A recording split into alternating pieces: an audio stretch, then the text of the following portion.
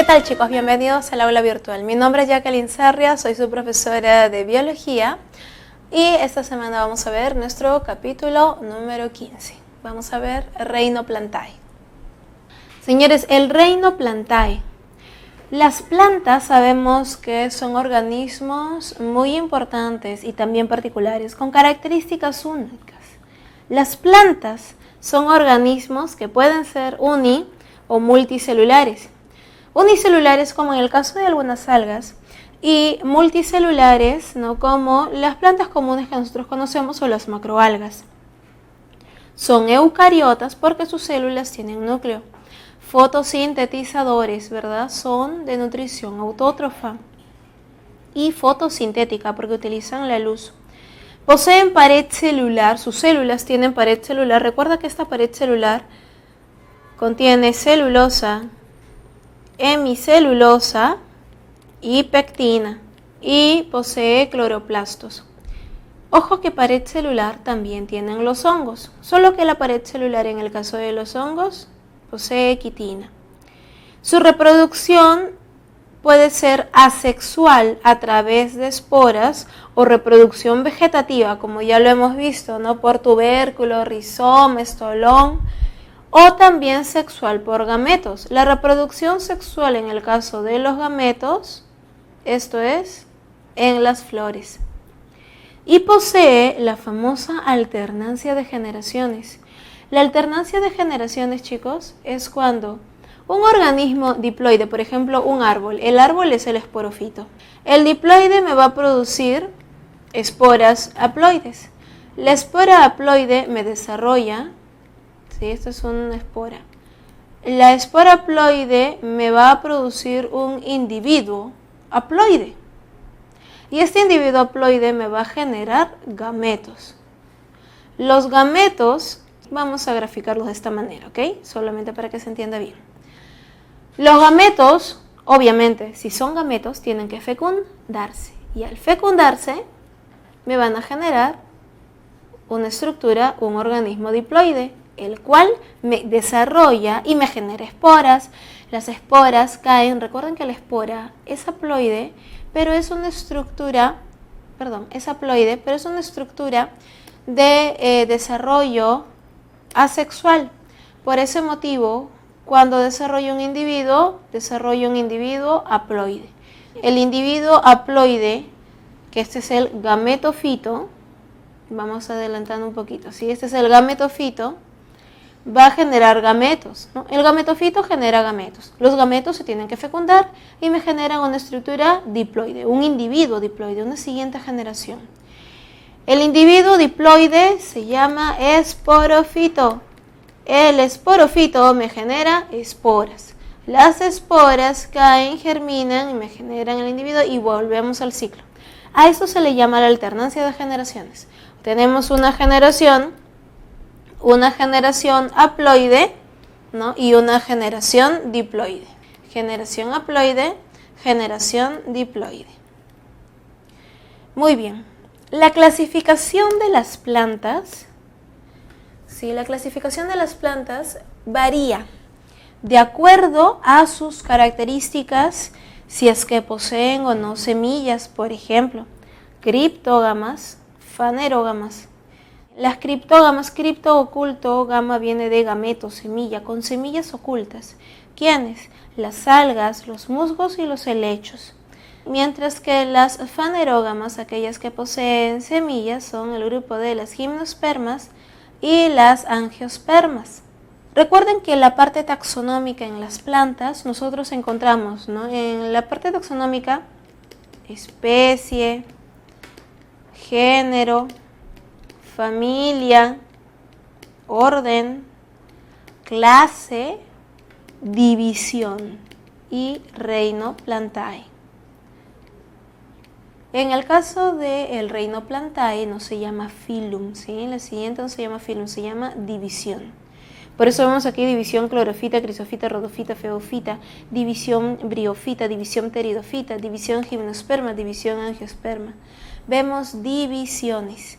Esa es la diferencia en el reino Plantae. Todo lo demás es lo mismo, ¿no? Clase, orden, familia, género, especie. Vamos a ver las primeras divisiones, que es en el grupo de las algas. Las 4 divisiones de algas son las clorocrisorhodofeo, clorofitas, crisofitas, rodofitas y feofitas. La división clorofita, aquí tenemos a las algas verdes. Las algas verdes tienen 2 formas. Ellas pueden ser laminares o pueden ser filamentosas. Las algas laminares, por ejemplo, aquí tenemos a la ulva.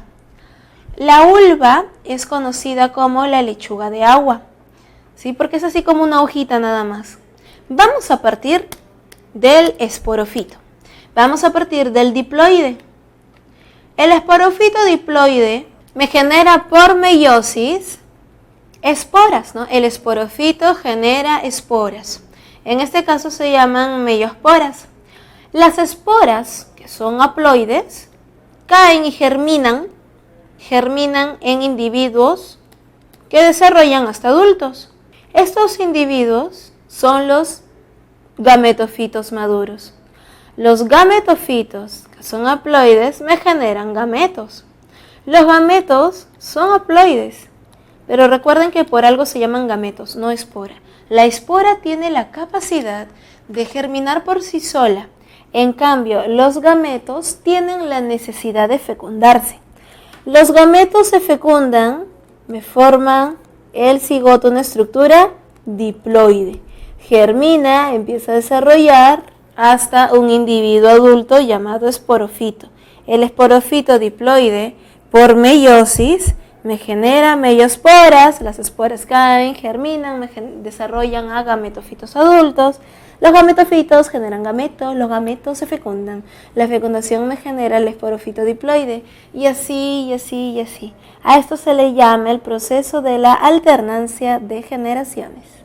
En la división crisofita, la segunda división, en las crisofitas encontramos a las diatomeas. Las diatomeas se caracterizan porque son algas unicelulares. Estas son muy pequeñas, ¿no? Tal como lo podemos ver, estas son fotografías al microscopio. Las diatomeas, chicos, o crisofitas, ellas se caracterizan porque tienen una conchilla de sílice. Su conchilla de sílice es así, de esta manera. De esta manera. Esta estructura es dura y usualmente ornamentada, tal como lo vemos por aquí, ¿no? Aquí vemos la tapita superior, ¿no? Y la tapita inferior. En el caso de las crisofitas, ¿dónde está el alga? Aquí adentro. Aquí adentro se encuentra la alguita. En algunos casos incluso ellas tienen flagelos para poder nadar. Pero recuerda que la conchilla, usualmente de silicio, ¿sí? Es una estructura dura como caparazoncitos.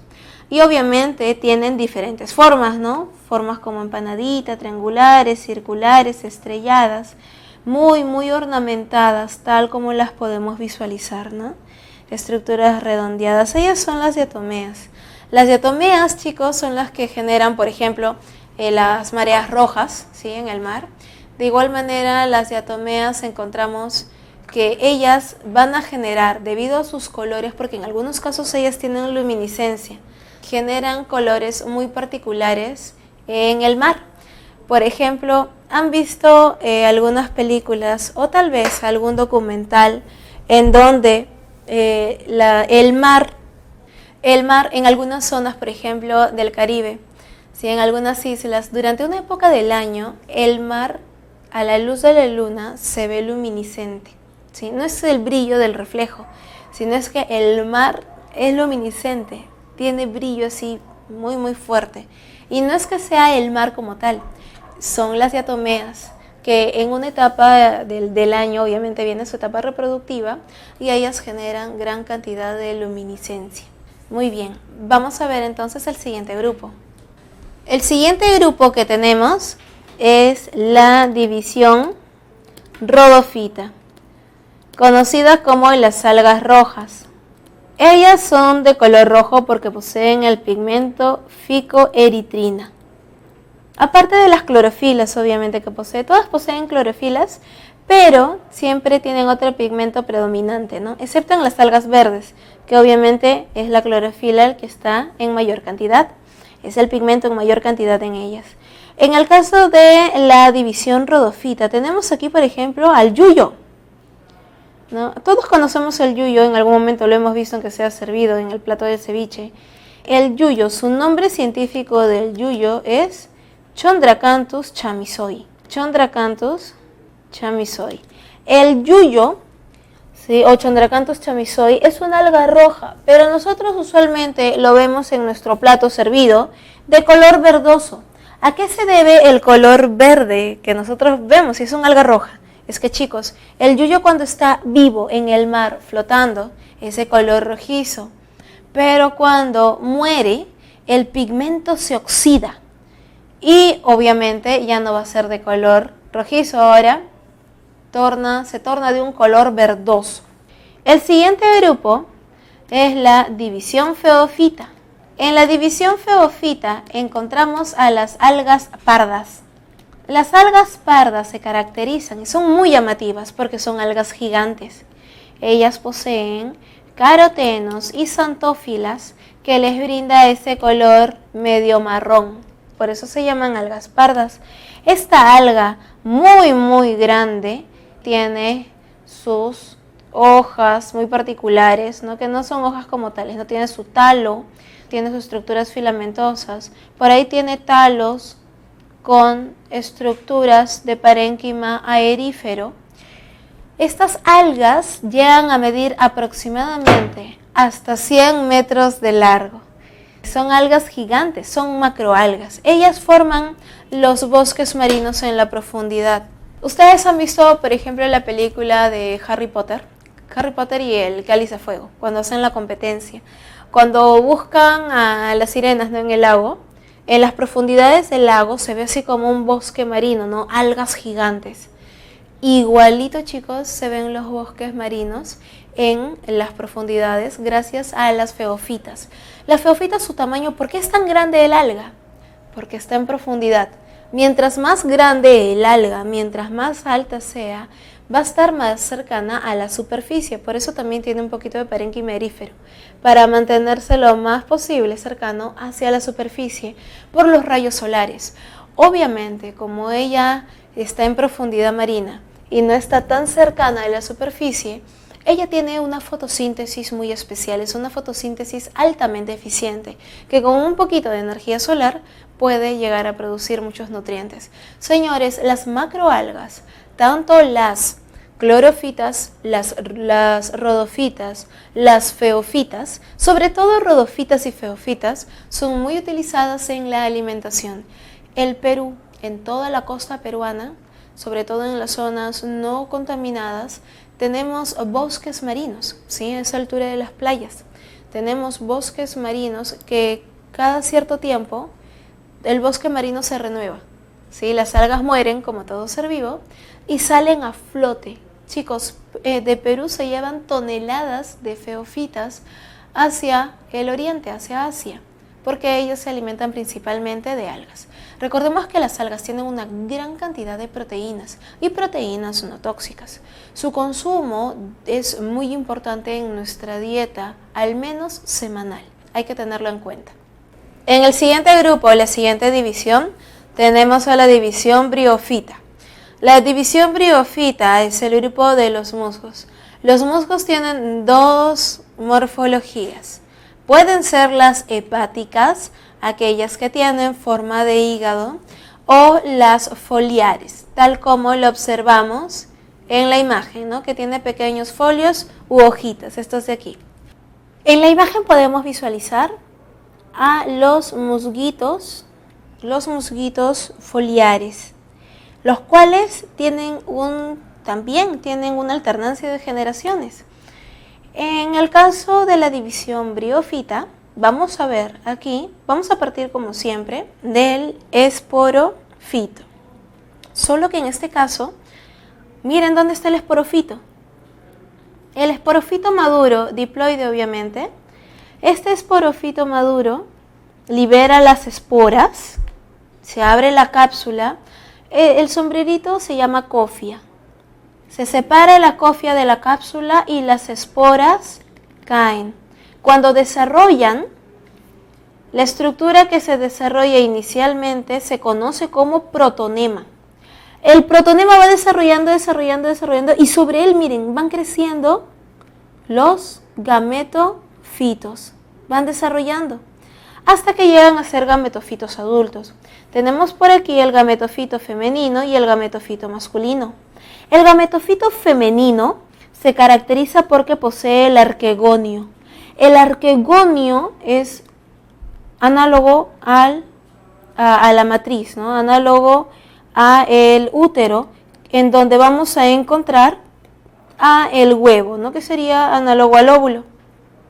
En el gametofito masculino encontramos el anteridio. Si no se olviden, anteridio, estructura masculina, arquegonio, estructura femenina. En el anteridio se producen los anterozoides. Los anterozoides son análogos a los espermatozoides. ¿Sí? Anterozoides. Los anterozoides nadan, ¿no? Por eso es que ven que tienen como flagelos, nadan. ¿Y por qué nadan? ¿Dónde nadan? Lo que sucede es que recuerden que los musgos viven en condiciones muy, muy húmedas, alta concentración de humedad. Por eso es que usualmente los musgos y también los helechos que viven en ambientes húmedos, sí, musgos y helechos suelen crecer en los jardines, pero alrededor de una toma de agua, ¿no? Porque obviamente el agüita va cayendo, gotea, y esa zona se mantiene bastante húmeda.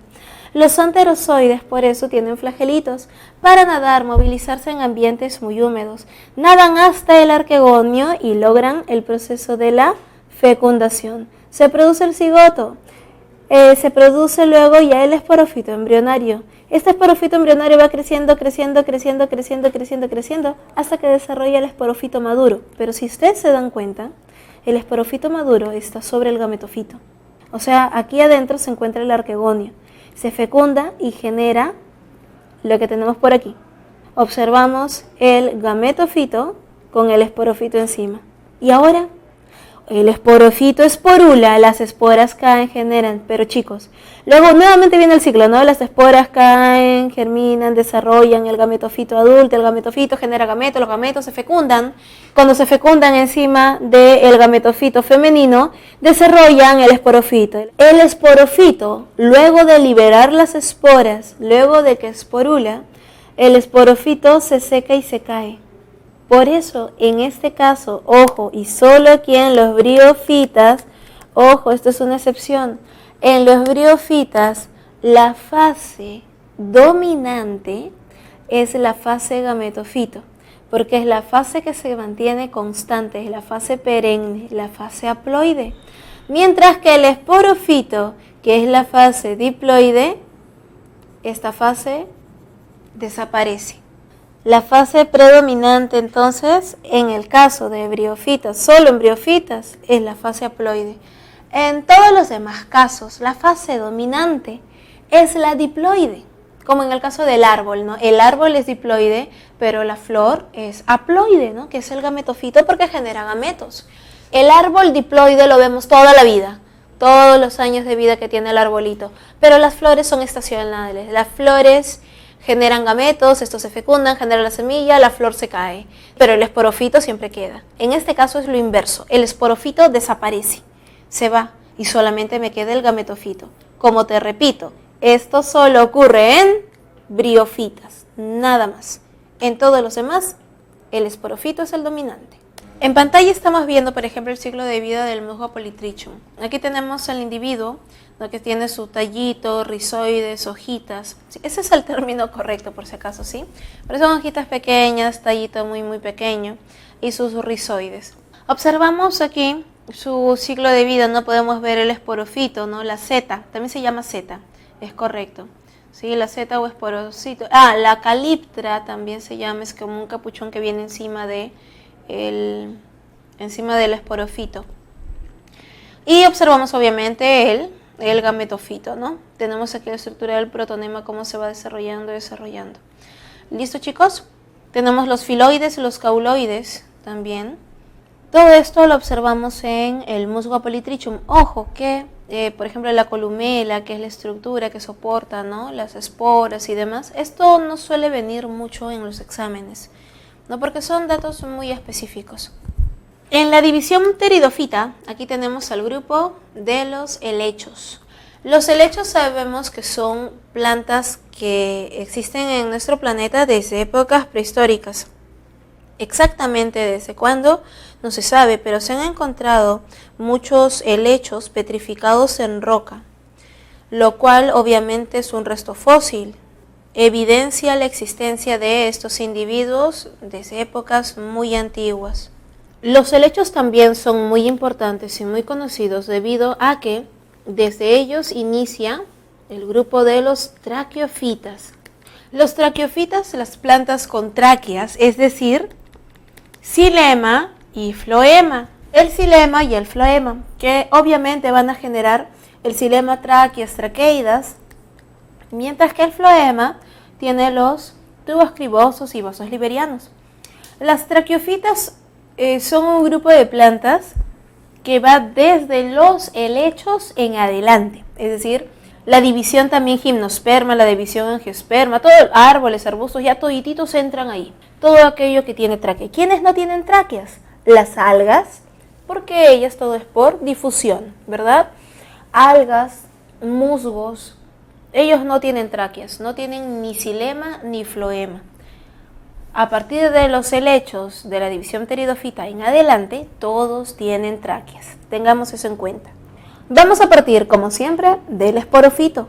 El esporofito diploide, el esporofito hace meiosis. Por meiosis genera esporas.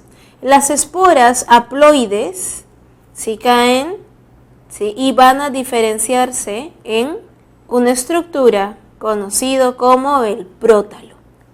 Ya no es protonema, es el prótalo. El prótalo va creciendo, va desarrollando, y el prótalo, que es el gametofito, ¿verdad?, porque es haploide. Gametofito haploide. ¿Qué va a generar el gametofito? Obviamente gametos. Cuando llega a estar maduro, el gametofito empieza a producir los gametos, los cuales se van a fecundar. Observamos aquí los anterozoides. Observamos aquí el óvulo, los anterozoides nadan, ingresan y obviamente se va a formar el cigoto. El cigoto va creciendo, desarrollando el embrioncito de la planta, va creciendo encima del gametofito, tal como lo visualizamos por aquí. Miren, aquí tenemos el prótalo haploide y encima está creciendo el esporofito joven, que es diploide. Entonces el esporofito crece encima del gametofito. Cuando va creciendo, desarrolla cada vez más, va creciendo, desarrolla sus hojas, todos sus frondes en realidad, ¿sí? Las hojas que tiene, estas hojas grandotas, se llama fronde.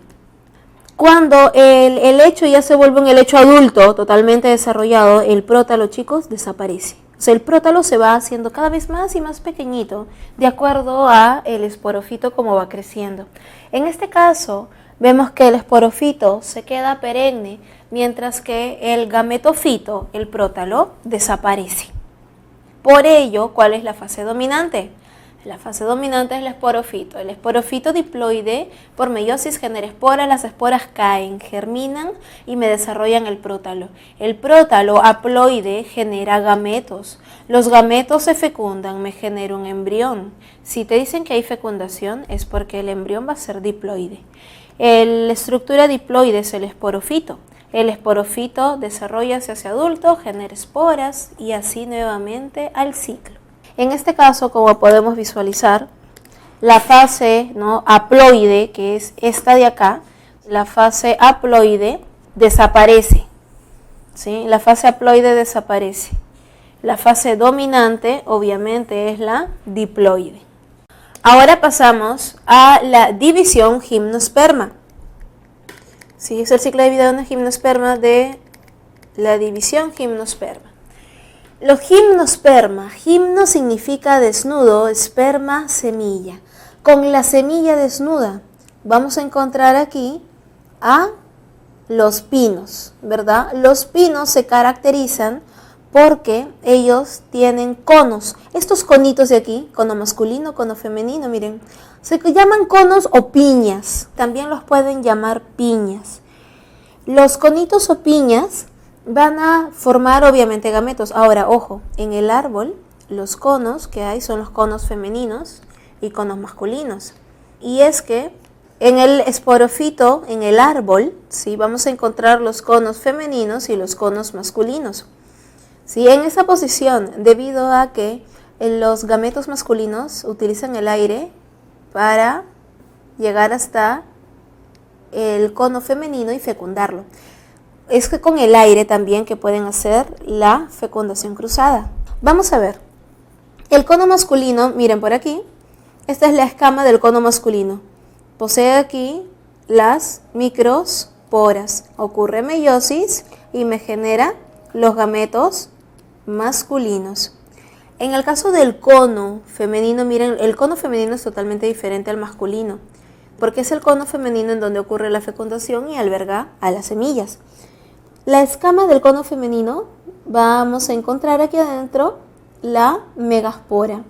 La megaspora va a ser su meiosis, ¿no? 4 microsporas, 3 sabemos que se desintegran. A las finales vamos a encontrar aquí al gametofito femenino. El gametofito femenino es fecundado por los gametos masculinos, ocurre la fecundación, va desarrollándose el embrioncito y al final todo esto se desarrolla en una semilla. La semilla, mira, aquí está la semillita, este es el embrión y esta estructura de aquí es una estructura muy delgada que le ayuda a la semilla a planear, a volar con el aire, ¿no? En otras palabras, le ayuda a planear. Esta semillita cae, germina. Ojo, la germinación de una gimnosperma es extremadamente lenta. Sí, extremadamente lenta. Cuando cae la semilla, para que la semilla germine, se demora como 1 año. Para tener una plantita así de ese tamañito, otro año. Chicos, para tener nosotros un pino de 10 centímetros, se demora pues como 8 o 10 años. Tener un árbol adulto de unos 15 metros de largo, señores, unos 200 años. Si bien es cierto, estos árboles son maderables, demoran mucho para crecer, ¿no? Un bosque se puede desaparecer en 1 mes, pero para recuperarlo son como 200 años. Estos árboles por eso son tan importantes, porque demoran mucho en crecer, así es su naturaleza.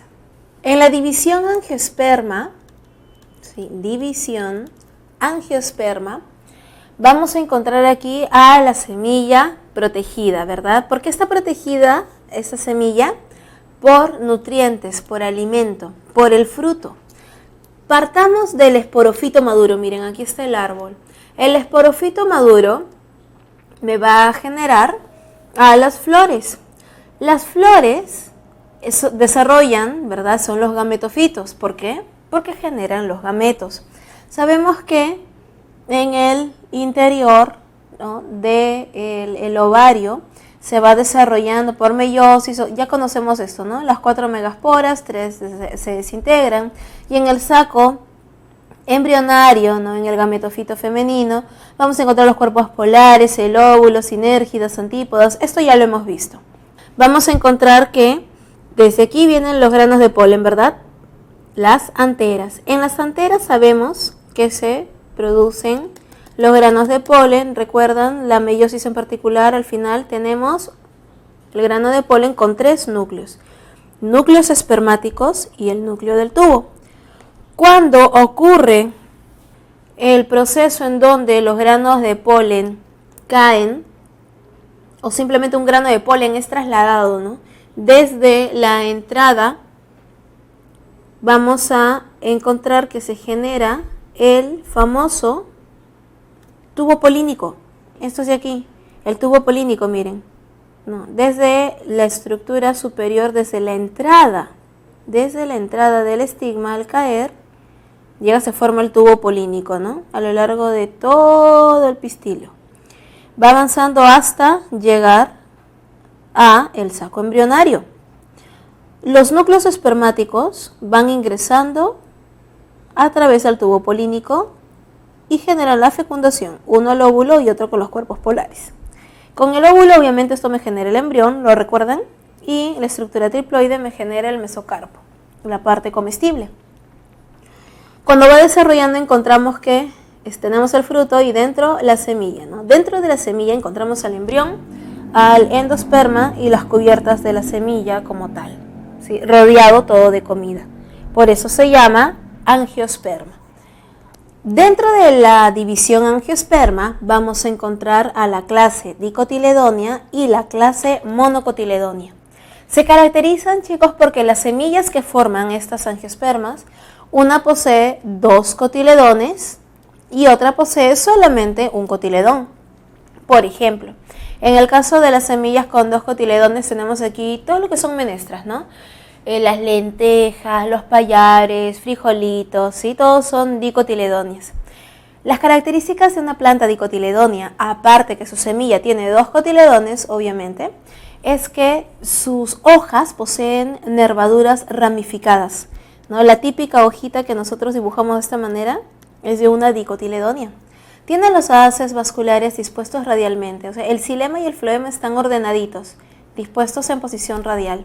Usualmente sus flores tienen los pétalos en múltiplo de 4 o múltiplo de 5. Son tetrámeras o pueden ser pentámeras. Y el grano de polen suele tener 3 poros o hendiduras. Estas son las características que nosotros vamos a encontrar en las dicotiledóneas. En las monocotiledóneas encontramos, aparte de que su semillita obviamente tiene un solo cotiledón, encontramos que sus hojas son herbáceas, tienen nervaduras paralelas, como en el caso del choclo, ¿no? ¿Han visto el choclito? El choclo, la panca del choclo, las hojas que cubren al choclo tienen nervaduras paralelas. Todo rayita, rayita, rayita. Esas son, porque obviamente el choclo, ¿no? El maíz es una monocotiledonia. Encontramos que en los tallos de las monocotiledonias los haces vasculares están dispuestos de una manera desordenada, están todos esparcidos. Normalmente sus flores suelen ser múltiplos de 3, suelen estar siempre de 3, 6, 9, ¿no? Trímeras. Y su grano de polen tiene un solo poro, una sola un solo poro o una sola hendidura. ¿Qué pasa, por ejemplo, si es que nosotros encontramos una planta que posee en total 15 pétalos? Si tiene 15 pétalos las flores, ¿sí? Sus flores tienen 15 pétalos en esta plantita, es múltiplo de 5 y múltiplo de 3. ¿Qué hacemos? Pasamos a la siguiente característica. Vamos a ver sus hojas, vamos a ver los cotiledones en la semilla. Esas son características macroscópicas. Y ojo, también viene así en el examen, ¿eh? Te piden característica macroscópica o característica microscópica. ¿Cuándo es una característica microscópica? Por ejemplo, observar las hendiduras o los poros que hay en el grano de polen. Esa es una característica microscópica, porque el grano de polen pues no se ve a simple vista. No vas a poder ver si es que tiene poritos o no, porque es extremadamente pequeño. Esa es una característica microscópica, mientras que las macroscópicas son las que ya hemos visto. Por último, en la clasificación de plantas, vamos a encontrar a las semillitas de gimnospermas.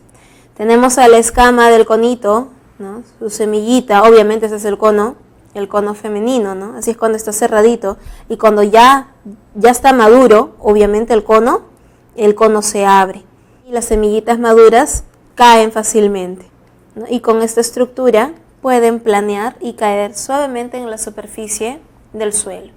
En el caso de las semillas y frutos de angiospermas, encontramos el fruto, ¿no? Y la semilla en su interior, como en el caso del tomate, la manzana, ¿sí? Ahora, ¿y por qué encontramos el fruto?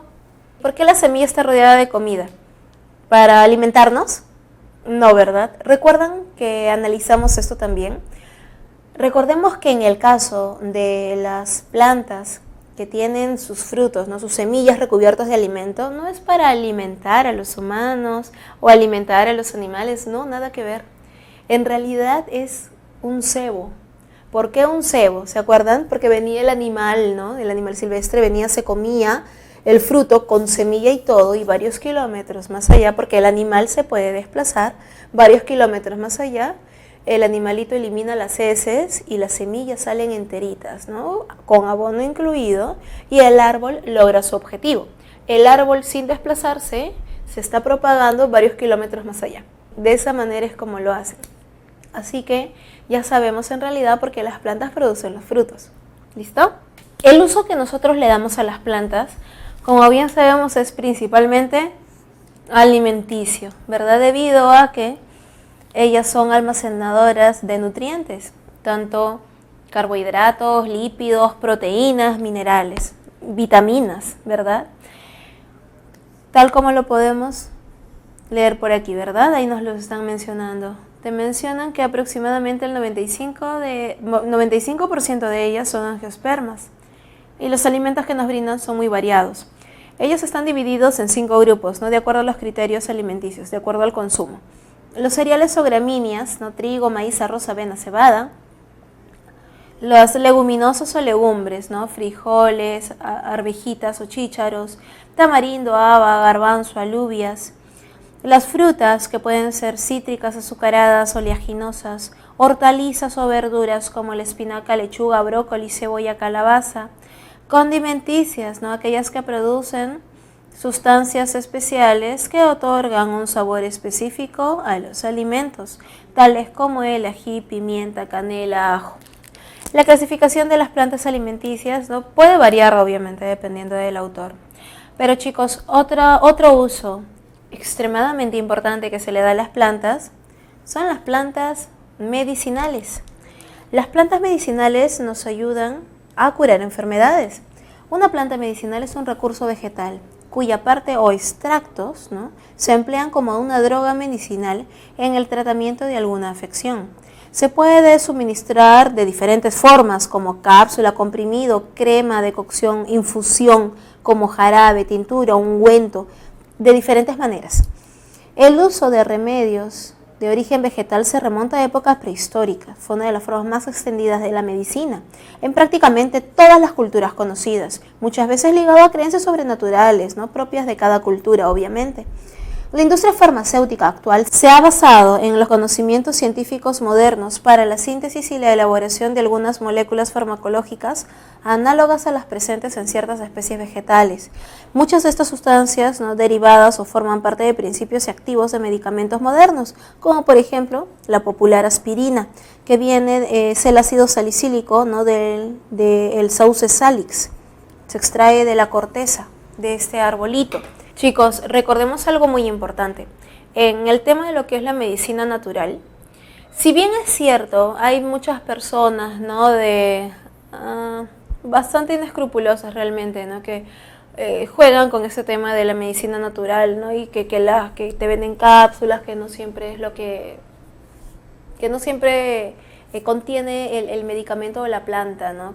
que dice. Por ejemplo, uña de gato. La uña de gato se sabe que es un potente desinflamante. Es excelente como desinflamante, mejor que naproxeno sódico, mejor que diferentes marcas de desinflamantes. En el caso de la uña de gato, el Perú es un gran exportador de uña de gato, chicos. La uña de gato es nativa del Perú. La uña de gato crece como mala hierba en la selva, así por montones. El Perú era un gran exportador. Nosotros ahora actualmente procesamos la uña de gato, no se encapsula y se vende. Pero era tanta la demanda de la uña de gato que obviamente personas inescrupulosas empezaron a agarrar cualquier plantita, una planta X, ¿no? La secaban, la molían y la ponían dentro de las cápsulas. Obviamente muy, muy falto de ética, ¿no? Y jugando con la salud de las personas. Pero chicos, en realidad todo lo que es medicina natural tenemos que tenerlo como nuestra primera opción, porque nuestro país es un gran exportador de plantas de medicina natural que se utilizan para medicina natural, porque por ejemplo Europa es uno de los continentes en donde se utiliza mayor cantidad de medicina natural. ¿Por qué? Nosotros aquí en Latinoamérica nos han hecho creer, ¿no? que cuando consumimos medicina natural, plantitas, es porque la persona no tiene dinero o porque tiene creencias, ¿no? de diferentes culturas, que está asociado a cosas ahí sobrenaturales o medio raras. No, nada que ver, chicos.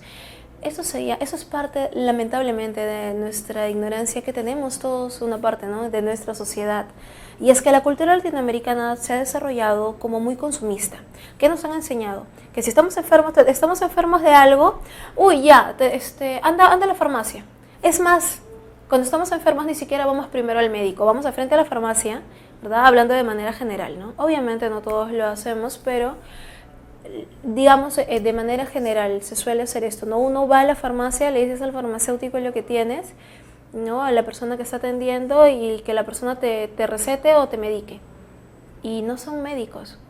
Su función es obviamente conocer los fármacos, los químicos que contienen los medicamentos. Ese es el trabajo, esos son los especialistas. Para eso ellos son profesionales en esa área. Pero quien diagnostica es el médico. ¿Sí? El médico sabe qué es lo que debes de tomar. Aparte de hacer de todo un tema de análisis. Por eso es que en el Perú salió esta campaña de toma genéricos, ¿no? ¿Por qué? Porque en una farmacia obviamente te van a vender algo de marca en vez de un genérico. Y tal vez no necesitas el de marca, te bastaría con el genérico. O tal vez es un antibiótico que ni siquiera lo necesitabas. ¿Sí? Tenías una gripe viral y estás tomando antibiótico. Para nada. Señores, lo que es la industria farmacéutica en nuestro país es un tema ya de negocio, ¿no? Prácticamente, porque esto se vende aquí en nuestro país. Por eso es que vemos un montón de farmacias, boticas y demás. Pero en países desarrollados la medicina es gratuita. Aquí es todo un tema de negocios. En Latinoamérica se ha desarrollado de esa manera, lamentablemente. En países desarrollados tú vas ¿no? En Europa tú vas con tu receta médica a la botica y te dan el medicamento. Así de sencillo. Si eres extranjero pagas impuestos. Pero de lo contrario, no se paga. En cambio, aquí esto es diferente. Por eso es que nos han hecho creer ello. Pero la medicina natural es la base del surgimiento de la industria farmacéutica. Como bien te lo mencionan aquí en el texto, ¿no? Lo que acabamos de analizar, lo que acabamos de leer, hemos visto de que las plantas son las que producen las sustancias para curar enfermedades, ¿no? Y la industria farmacéutica lo ha modificado, obviamente, ¿no? Para obtener una mayor cantidad, para producirlo a escala industrial.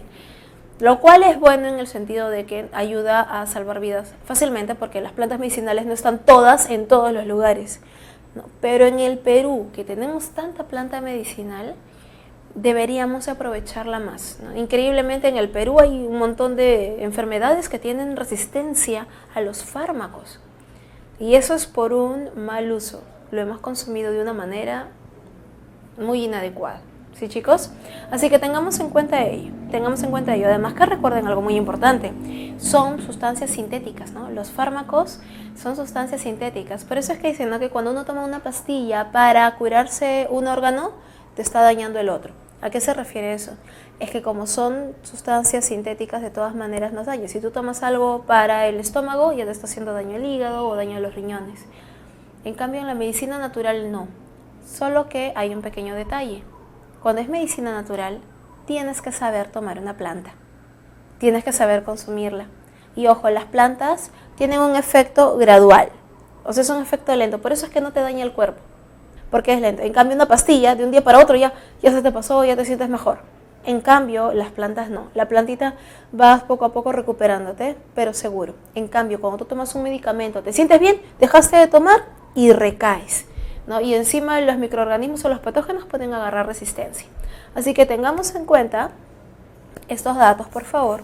Vamos a ver algunas plantas medicinales. Algunas de las plantas medicinales que te mencionan en tu separata son el romero, el polio, toronjil, la ruda, el orégano. Ayudan principalmente, ¿no?, la ruda, el orégano para los cólicos. Encontramos que las plantas medicinales se clasifican también de acuerdo a el uso que se les da. Por ejemplo, las plantas que son desinflamantes son la manzanilla, ¿sí?, el llantén, llantén es con doble L, el llantén, si son desinflamantes, también ayudan a borrar moretones, ¿no?, en el caso del llantén. Y ojo, la manzanilla no solo es desinflamante, es antiinflamatorio, es un antibiótico natural. Eso quiere decir que si tú, por ejemplo, te enfermas de una gripe común, una gripe bacteriana, obviamente, ¿no? Tomando manzanilla te podrías curar. A menos que ya hayas consumido muchos medicamentos, ¿no? Y hayas generado algún patógeno resistente a antibióticos, ¿no? Ahí sí va a estar mucho más complicado atacarlo. Encontramos, y el toronjil también. Encontramos plantas que son cicatrizantes. Las plantas cicatrizantes, está por aquí la sábila, está la sangre de grado, que es del árbol de grado. Ojo, es sangre de grado o sangre de drago. Cualquiera de los dos es correcto. Sangre de grado o sangre de drago. Es correcto cualquiera de los nombres en realidad. La sangre de grado se extrae de la corteza de un árbol en la selva. Ayuda a borrar cicatrices también. La sangre de grado, muchas personas lo toman cuando tienen úlceras, solo por el estilo. Pero como ya les dije, el tema de la medicina natural hay que tener mucho conocimiento al respecto. Hay que ser muy letrado en esa área. Porque chicos, la sangre de grado no se toma todos los días y una cucharada es demasiado. Te daña el hígado, sí, lo destruye, porque es bastante fuerte. La sangre de grado se toma solamente 2 o 3 gotitas, ¿no? en jugo, en un batido, ¿no? Y eso ayuda a cicatrizar heridas en el estómago o en el intestino. Pero mucho más suave, obviamente, es la sábila. La sábila ayuda a curar la gastritis, incluso casi úlceras, ¿sí? Es excelente para curar heridas tanto externas como internas. Además que la sábila ayuda a borrar cicatrices. Igual que a la sangre de grado, sangre de drago. Pero recuerda algo muy importante. Tienes que ser constante. Si tienes una cicatriz y te echas sábila o sangre de grado, hay que ser constantes. Todos los días hay que echarlo. Igual que, por ejemplo, si utilizas Cicatricure.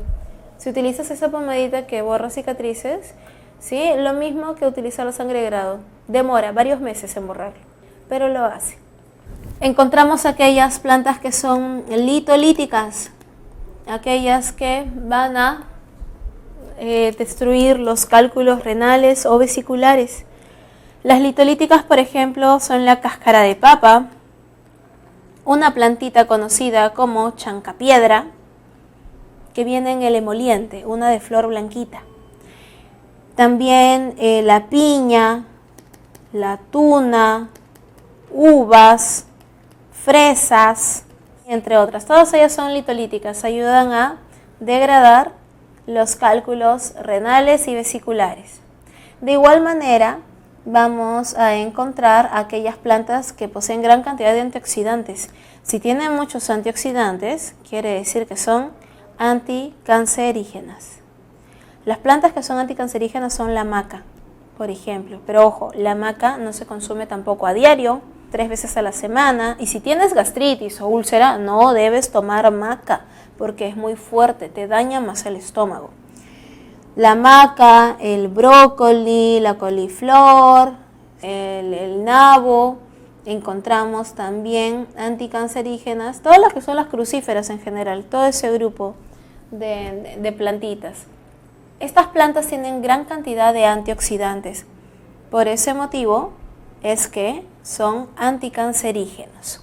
Nosotros en nuestro país pasamos ahora especies amenazadas. En nuestro país tenemos una gran cantidad de especies que se encuentran amenazadas, tanto por pérdida de hábitat, ¿no? O de manera natural, pues, ¿no? Por el cambio climático, o también por sobreexplotación, sobre todo por sobreexplotación. Te mencionan en tu separata que mediante decreto supremo se establece la categoría de especies amenazadas de flora silvestre. En dicho decreto se establece la clasificación oficial de especies amenazadas de flora silvestre en el Perú, como resultado de un proceso abierto y participativo a nivel nacional, que tiene como base criterios y categorías de la Unión Mundial para la Conservación, dentro de la cual se encuentran las principales categorías de amenaza, ¿no? En peligro crítico, en peligro vulnerable y amenazado. En este listado tenemos 777 especies de flora silvestre peruana distribuidas en 4 categorías de amenaza. Señores, aquí también algo muy importante. Recordemos que la lista de animales y plantas en peligro de extinción suele variar. año tras año el MINAM, el Ministerio del Ambiente, publica su lista de especies en peligro, peligro crítico, vulnerable, ¿no? O amenazado, todas estas categorías. Pero la lista suele cambiar, ¿no? Un poco, tampoco es que cambie demasiado.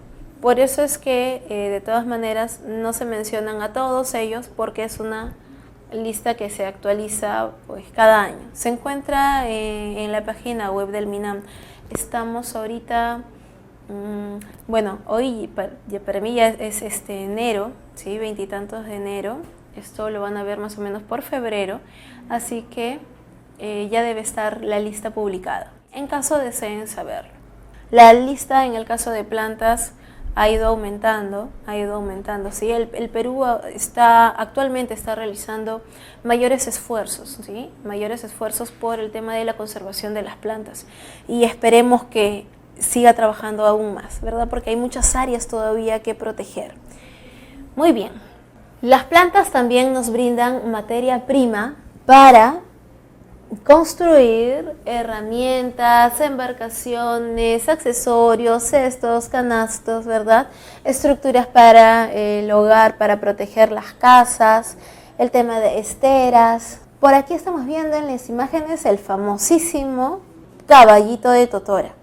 El caballito de totora está formado obviamente por esta plantita, ¿no? La totora, que es una especie de monocotiledonia, la cual obviamente posee gran cantidad de fibras, ¿no? Lo cual permite a las personas, ¿no? A los pescadores sobre todo, ¿no? Hacer embarcaciones de este tipo. Pasamos ahora a lo que es la seguridad alimentaria.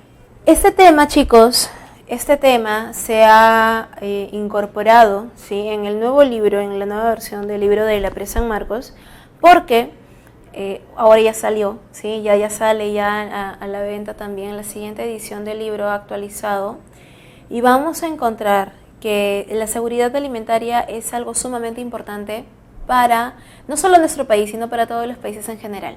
La seguridad alimentaria, señores, va a asegurar que un ser humano, busca asegurar que un ser humano tenga una alimentación adecuada. ¿Por qué? Porque, señores, en el Perú, si bien es cierto, creo que ya se los he mencionado antes, ¿no? Perú, país gastronómico, comida muy rica, pero en el Perú 7 de cada 10 niños tienen anemia, ¿sí? Ustedes conocen ese tipo de estadísticas, ¿verdad? Entonces, ¿qué sucede?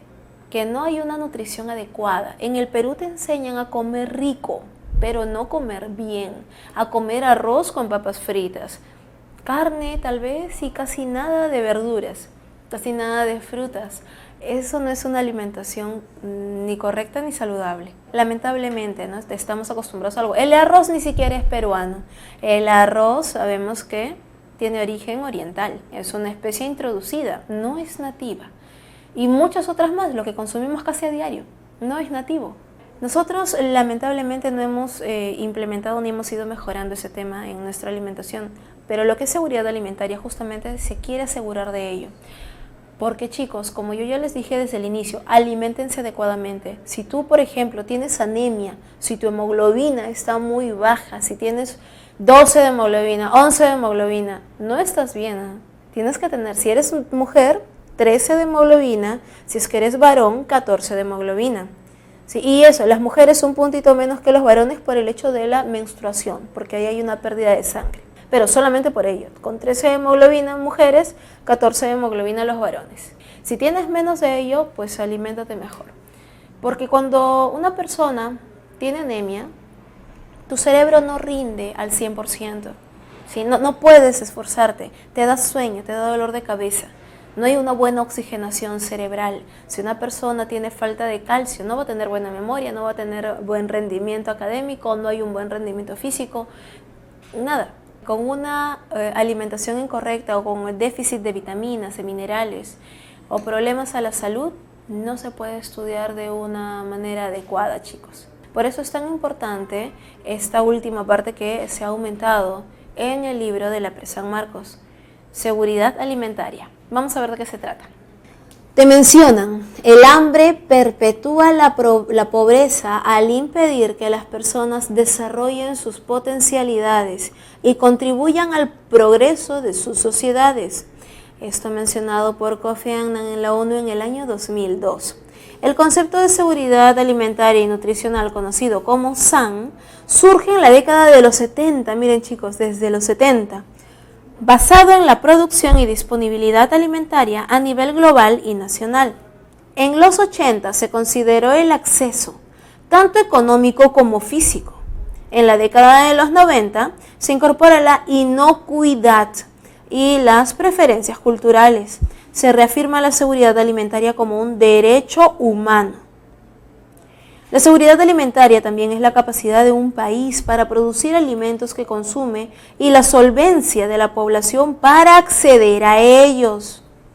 Hace referencia a la disponibilidad de las personas a los alimentos nutritivos de manera permanente a ellos y al aprovechamiento biológico de los mismos para poder mantener una vida sana y activa. Entonces, se entiende por seguridad alimentaria el acceso material y económico a alimentos suficientes, inocuos y nutritivos para todos los individuos, de manera que puedan ser utilizados adecuadamente para satisfacer necesidades nutricionales y llevar una vida sana, sin correr riesgos indebidos de perder dicho acceso. Esta definición incorpora los conceptos de disponibilidad, acceso, uso y estabilidad en el suministro de alimentos. En el Perú, la seguridad alimentaria y nutricional, el SAN, es un tema vigente en el debate de lucha contra la pobreza y desnutrición infantil. Mediante el Decreto Supremo 102-2012, del 12 de octubre del 2012, se declaró de interés nacional y de necesidad pública la seguridad alimentaria y nutricional de la población nacional, y se creó la Comisión Multisectorial de Seguridad Alimentaria y Nutricional adscrita al Ministerio de Agricultura y Riego, el MINAGRI. En virtud de ello, en diciembre del 2013, mediante este nuevo decreto supremo, se aprueba la Estrategia Nacional de Seguridad Alimentaria y Nutricional.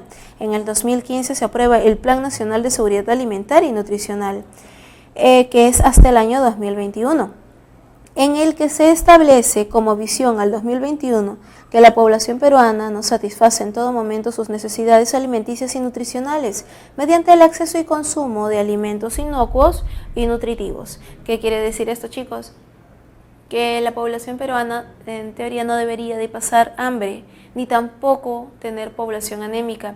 Por eso es que también el Estado ha iniciado, ya desde hace varios años en realidad, campañas de los micronutrientes. No sé si es que en algún momento han visto televisión nacional, y mencionando los micronutrientes para los pequeños, para que lo mezclen con la papilla y puedan consumir los alimentos, para que estén bien nutridos. Recuerden, señores, que el desarrollo cerebral de un niño es sumamente importante durante casi los 8 primeros años de vida.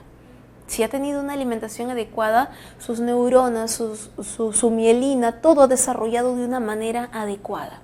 ¿Sí? Es un cerebro fuerte. Si no tuvieron una buena alimentación en la época de infancia, bueno, de todas maneras se puede seguir estimulando el tema de desarrollo cognitivo, el tema del coeficiente intelectual, y estimular la sinapsis neuronal a través de la lectura y razonamiento matemático. ¿Una persona puede seguir estimulando su sinapsis? Claro que sí, hasta una edad bastante mayor. ¿Sí? La sinapsis se puede seguir aumentando el IQ, eso no hay ningún problema.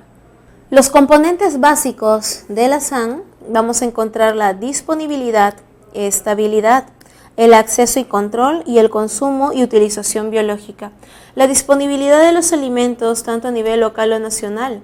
Se tiene en cuenta la producción, importaciones, almacenamiento y ayuda alimentaria. La estabilidad se refiere a solventar las condiciones de inseguridad alimentaria transitoria de carácter cíclico o estacional, relacionados a la falta de producción de alimentos en momentos determinados del año, así como el acceso a recursos de las poblaciones asalariadas que dependen de ciertos cultivos.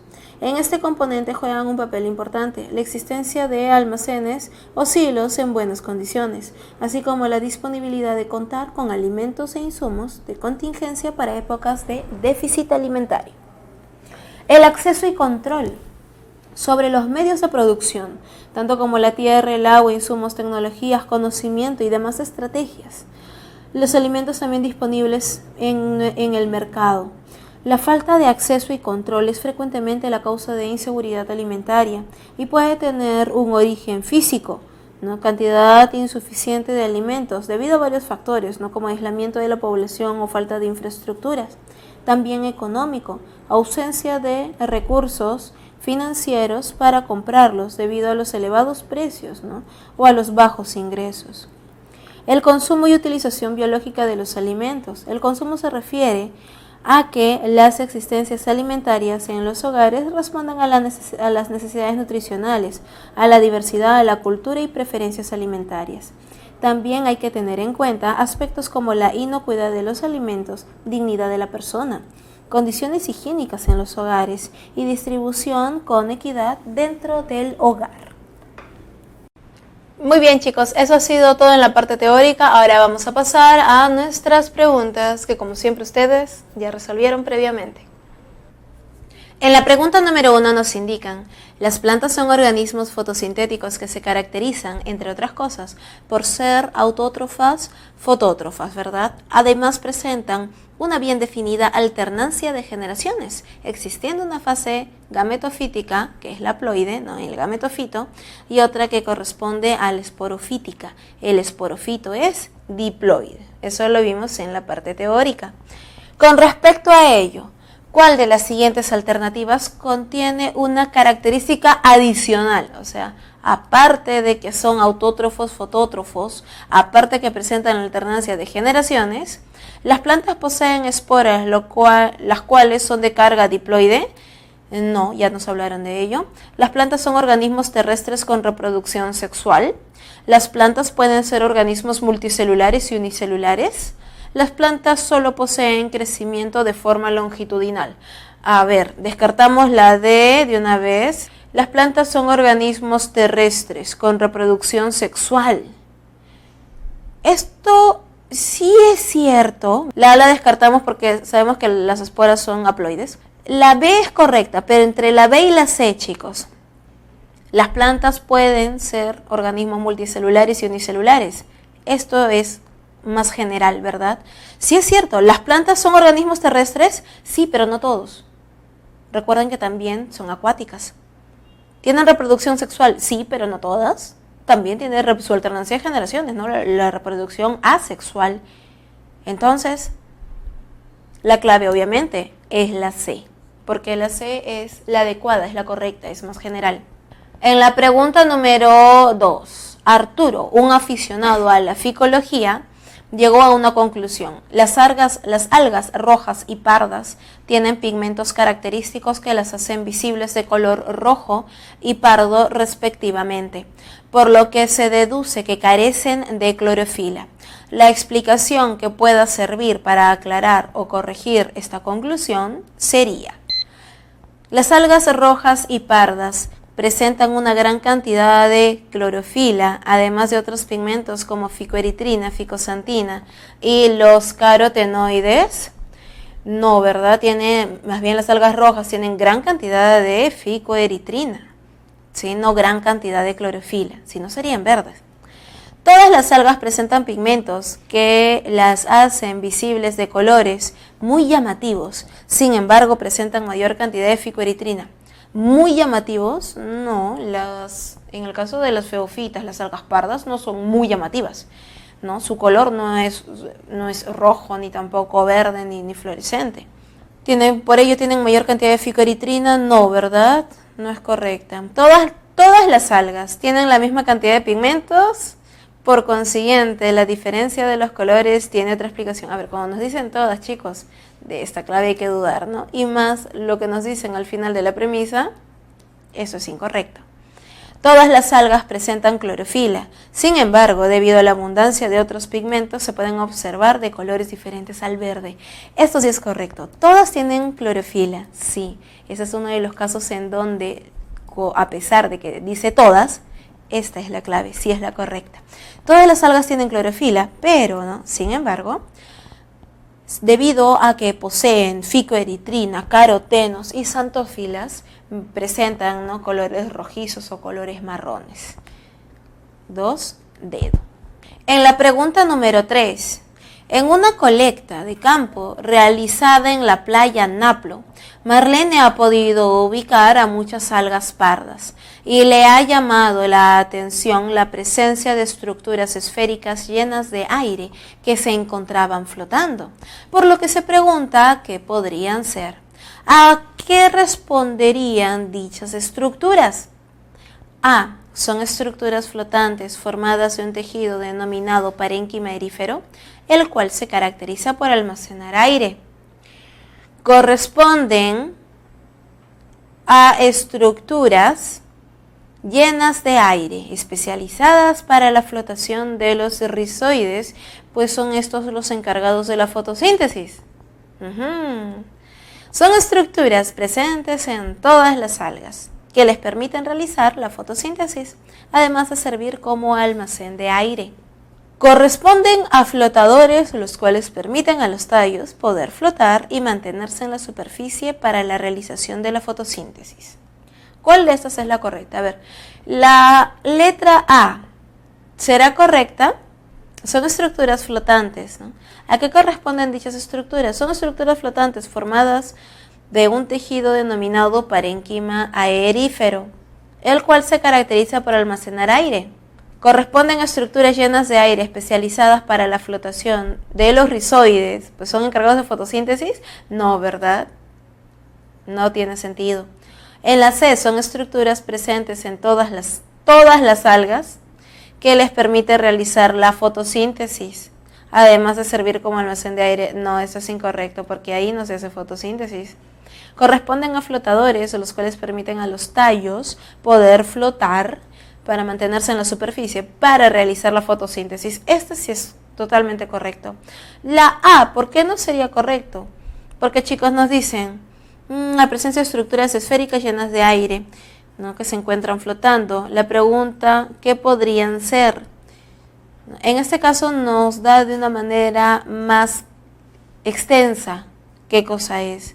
¿No? ¿Qué cosa es? ¿Qué es esta estructura? No te están preguntando quién forma esa estructura, ¿no? Te están preguntando qué puede ser, ¿no? ¿Qué es eso? Eso es un flotador, ¿no? Ahora, si te responden, eso es, está formado por parénquima erífero, esa no es la respuesta. Tengamos en cuenta ello. La clave aquí sería la D. La D. En la pregunta número 4, observa el siguiente esquema del ciclo de la ulva y marca la alternativa que no ve de acorde a lo establecido. Aquí observamos el ciclo del alga verde, ¿verdad? Conocido como la lechuga de agua. Vemos la ulva. Nos piden, marque la alternativa que no va de acuerdo a lo establecido. La fecundación de los gametos da origen a un cigoto diploide. Claro, esto es correcto. Aquí está, diploide. Existe diferencia morfológica entre el esporofito y el gametofito. Existe diferencia morfológica, o sea, no en que uno sea haploide y otro diploide, sino morfológica. Morfológicamente, ¿cómo se ven, chicos? Se ven iguales, ¿verdad? En este caso, en particular, se ven iguales, porque no siempre se ven iguales. El esporofito diploide forma por meiosis las esporas haploides. Claro, el diploide hace meiosis para generar haploides. Los gametos masculinos se caracterizan por ser flagelados, claro, para que puedan, ¿no? Vemos que tienen flagelos en este caso ambos. Por lo tanto, chicos, la clave es Bcito, ¿no? La clave es la B. En la pregunta número 5, Natalia dio una conferencia acerca de los bosques tropicales amazónicos y la importancia de la liberación de oxígeno para el planeta. Sin embargo, mencionó que se debe cuidar y no contaminar el agua de los mares, pues de no hacerlo, la cantidad de oxígeno molecular disminuiría dramáticamente en el planeta. La afirmación de Natalia está basada en que las algas marinas captan mayor cantidad de oxígeno molecular. Las algas marinas producen la mayor cantidad de oxígeno molecular. Los seres marinos son importantes ya que producen oxígeno molecular. O las plantas terrestres dirigen el oxígeno molecular hacia el mar. ¿Cuál sería la clave, chicos? La afirmación de Natalia está basada en que, obviamente, descartamos dedo, ¿no? Porque no tiene sentido. Descartamos La clave C, no, porque los seres marinos todos no producen el oxígeno molecular. Las algas marinas captan mayor cantidad de oxígeno molecular, no, producen mayor cantidad de oxígeno molecular. Claro, producen la mayor cantidad de oxígeno. La clave es la B. En la pregunta número 6 nos indican, se presenta a continuación la imagen donde se observa de manera resumida la historia evolutiva de las plantas.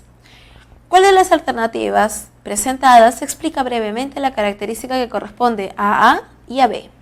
A ver, chicos, tengamos en cuenta algo. Pteridofitas, espermatofitas, ancestro en común. Briofitas y el ancestro en común tiene ancestro en común.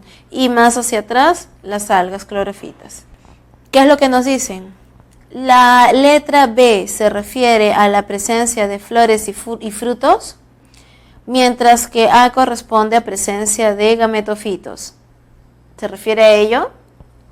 No, ¿verdad? En la letra B, en la clave B, la letra A se refiere a la presencia de esporas, mientras que la B podría referirse a la presencia de frutos. B, presencia de frutos, y en el caso de la letra a la presencia de esporas. Teniendo en cuenta pteridofitas, no, pues porque A es el común entre pteridofitas y espermatofitas. En la clave C, la letra B corresponde a la presencia de semillas y A hace referencia a la presencia de epidermis y parénquima. No necesariamente. La A corresponde a la presencia de vasos conductores, mientras que B haría referencia a la presencia de semillas. Recuerden algo, chicos, en las plantas, ¿no?, como les había mencionado, desde las algas hasta las briófitas se conocen como las plantas criptógamas. Mientras que, hasta acá, hasta las pteridofitas son criptógamas, mientras que ya las espermatofitas son llamadas las fanerógamas.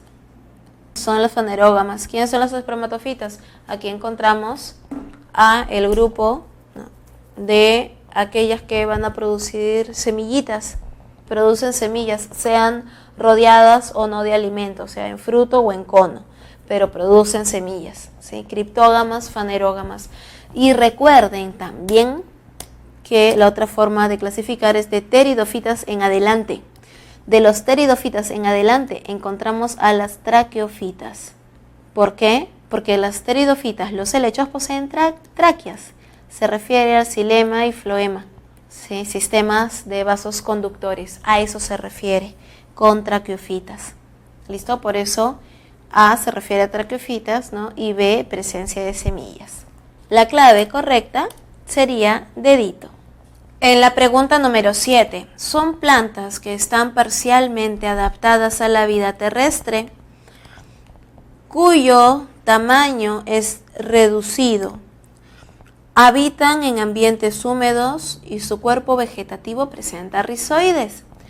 Estas plantas corresponden a la división, si tiene rizoides, obviamente no es un alga verde, no es un alga parda, ni tampoco es un pino, ¿verdad? La clave sería la A, es una briófita. En la pregunta número 8 nos dicen, Gustavo, camino al mercado de flores, recuerda que la fase dominante de las briófitas es la que corresponde al gametofito. ¿El gametofito qué es? Haploide. Pero además es consciente que esto no se cumple en otros grupos de plantas. Al final de su búsqueda se acerca a un puesto de venta, lugar donde venden plantas ornamentales que son de su gusto. Si Gustavo desea plantas grandes, de estructuras muy llamativas, que correspondan a plantas terrestres, ¿qué le podrías aconsejar? Que compre gametofitos, pues estos son muy vistosos, además que presentan colores hermosos y variados. Que compre esporofitos, ya que estos son los encargados de formar los gametos de las plantas terrestres. No, ese es el gametofito, ¿verdad? La B sería, definitivamente ya la descartamos porque la B es incorrecta. que compre esporofitos de monocotiledóneas, porque los esporofitos son medianos y muy llamativos, lo cual le servirá para adornar su casa. O que compre gametofitos, los cuales son de tamaño muy variado e incluso pueden presentar flores de muchos colores. Un momento, chicos, si las flores son los que producen los gametos, las flores son los gametofitos. Por lo tanto, la D también es incorrecta por concepto. Estamos entonces entre la A y la C. En la A nos dice que compre gametofitos, pues estos son muy vistosos, presentan colores muy bonitos y variados. O que compre esporofitos de monocotiledóneas, porque los esporofitos son medianos, muy llamativos, lo cual le serviría para adornar su casa. Comprar solamente los gametofitos, o sea, comprar solamente la flor, no, ¿verdad? Debido a que, obviamente, vamos a encontrar que necesita de todas maneras de parte del esporofito. Por ese motivo, la clave correcta sería la C, porque está pidiendo para adornar su casa, ¿no? Tipo pequeños arbolitos, tipo herbáceos tal vez, como en el caso de la monocotiledonia, ¿no? Y además que también tienen flores. Por eso la clave sería casita. En la pregunta número 9 nos dicen, en una excavación arqueológica se encuentra elaborando un botánico especialista en palinología y anatomía vegetal. Después de realizar colectas de muestras de manera aleatoria, identifica las siguientes estructuras: esporas, restos de vasos leñosos, restos de epidermis con estomas y raíces secas. Según lo colectado, se podría afirmar que el grupo de plantas al cual corresponde dichas estructuras, a ver, ¿quiénes tienen esporas? Definitivamente descartamos musgos y hepáticas porque las hepáticas son un tipo de musgos. Nos quedaríamos entonces entre los helechos y las monocotiledóneas. ¿Cuál de los dos sería la clave? Recordando que lo encuentra en una excavación arqueológica, las monocotiledóneas son de evolución reciente. Recuerdan que les mencioné que los helechos son las plantas más antiguas. ¿Sí? Recordemos ello. Las pteridofitas, ¿no? O helechos son las plantas que están desde la época prehistórica. Los helechos sería entonces la clave. Y la palinología, por si acaso, es el estudio del polen y esporas encontradas en restos arqueológicos. En la pregunta número 10, las espermatofitas, también denominadas fanerógamas, son aquellas plantas que poseen flores y semillas. Comprenden dos divisiones, las gimnospermas y las angiospermas. Al respecto, determine el valor de verdad de los siguientes enunciados. Las gimnospermas abarcan a los pinos y otros coníferos. Esto es correcto. Las angiospermas presentan todas nervaduras ramificadas. ¿Todas presentan nervaduras ramificadas? No, ¿verdad? Eso es en el caso de solo las cotiledóneas. Incorrecto. Ambas divisiones presentan frutos que cubren la semilla. Falso, esto ocurre solamente en el grupo de angiospermas, porque en las gimnospermas están desnudas. Incorrecto. La clave sería verdadero, falso, falso. En la pregunta número 11 se tiene una lista de características que se sabe le corresponden a una planta. Sin embargo, aún no se ha determinado a qué grupo específicamente corresponde. La lista de características es la siguiente. Tiene polinización anemógama. ¿Qué significa esto? Que es el viento quien se encarga de hacer el proceso de polinización. Unisexuales, tallos leñosos, ausencia de frutos. Lo anterior, chicos, corresponde a una planta del grupo de, obviamente, ¿quiénes son? Las gimnospermas, ¿no? Que su semilla incluso tiene una estructura para poder planear. En la pregunta número 12, Rolando se encuentra realizando la clasificación de unas plantas que ha colectado. Está contento, pues ha logrado clasificarlas fácilmente en monocotiledóneas y dicotiledóneas. Sin embargo, tiene dudas de una que colectó, pues ha encontrado las siguientes características: hojitas, rizoides, ausencia de crecimiento secundario. ¿A qué grupo pertenece esta plantita, chicos? Si tiene hojitas, rizoides y no hay crecimiento secundario, no puede ser una espermatofita. Tampoco vendría a ser pues una briofita como tal, ¿verdad? ¿O sí? ¿Podría ser? En este caso, chicos, tenemos dos claves, ¿verdad? No puede los musgos son las briofitas, ¿no? Que se dividen en hepáticas o por las pequeñas hojitas que posee. No puede ser hepática porque la hepática tiene obviamente forma de hígado, tiene otra forma diferente. Briofitas o musgos. Bueno, es que en realidad los musgos, ¿no?, son briofitas que se caracterizan por presentar los filidios, ¿no?, que son estas estructuras que parecen como hojitas, ¿no? Se llama filidio. Tiene caulidio, que es lo que forma el tallo, ¿no? Caulidio. Y el rizoide, ¿no?, que son como pequeñas raicitas. Tiene su rizoide. A las briofitas presentan la epidermis. ¿Qué más poseen? Carecen de tejidos como xilema, floema, ¿no?, y no puede tener por ello el crecimiento secundario. Pero las briofitas o musgos es lo mismo, así que chicos, aquí encontramos doble clave, la C y la D. En la pregunta número 13, las plantas han sido utilizadas en la alimentación desde tiempos pasados y en la actualidad esto no ha cambiado. Por el contrario, el uso de plantas se ha popularizado mucho más, pues la gastronomía depende en gran medida de muchos ingredientes vegetales. Con respecto a la idea central de lo expuesto, una de las siguientes alternativas es incorrecta. El tumbo y el capulí son semillas ricas en antioxidantes que provienen de Asia. El tumbo y el capulí nos están pidiendo, ojo, la incorrecta. El maní y el tarwi son nativas de América con alto contenido de nutrientes. Un momento, esto es correcto. El algarrobo, chirimoya y el pepino, frutos nativos de América, también correcto. La lechuga y la col son plantas introducidas, de las cuales se usan sus hojas, claro que sí. Señores, el tumbo y el capulí son semillas ricas en antioxidantes. Esto es correcto. Bueno, pero no son semillas, no son frutos como tal. Son frutos, tienen gran cantidad de antioxidantes, ¿no?, y se utiliza muchísimo como fruto, repostería y demás. Y además recordemos que estas plantas son nativas de América, ¿no? El tumbo y el capulí del norte peruano. La clave es la A porque esta es incorrecta, no son de Asia. En la pregunta número 14, Luis ha sido diagnosticado con cálculos renales. Al comentarle a Ricardo, su padre, este fue al mercado a comprar plantas para preparar un extracto, el cual ayudó a Luis a eliminar los cálculos. ¿Qué plantas utilizó Ricardo? Uva, tuna, selga, fresa, suba, ajo, manzanilla, papa, piña, chancapiedra, uña de gato, limón y llantén. A ver, chicos, la uva, la tuna sí son litolíticas. Litolíticas, pero la selga no. La fresa, la uva sí es litolítica, pero ajo, manzanilla no. Papa, piña y chancapiedra son los tres litolíticos. Uña de gato, limón y llantén no.